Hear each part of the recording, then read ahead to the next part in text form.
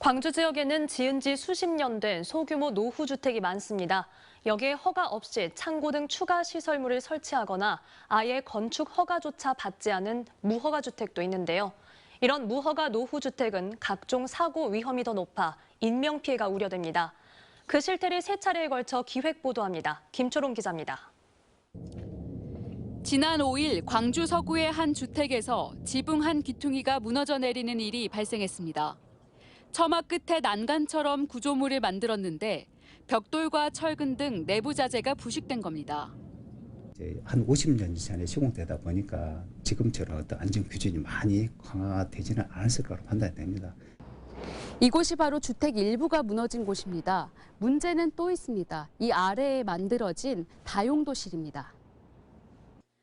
원래라면 비어 있어야 할 곳인데 무허가로 기존 벽 위에 천장을 붙여 가로 약 1m, 세로 약 10m의 공간을 만든 겁니다.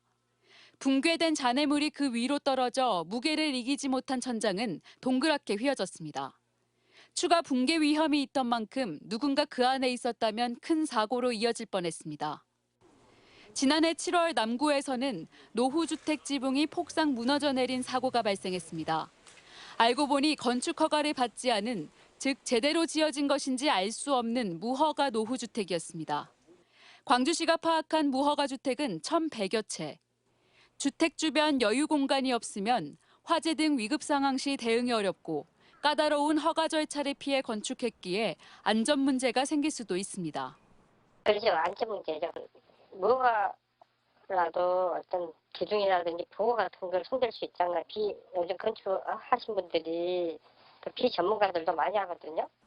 사유재산이기에 집주인에게 우선적인 책임이 있다지만 소규모 노후주택의 경우 주인이 경제적 능력이 없거나 노인층인 경우가 적지 않은 현실.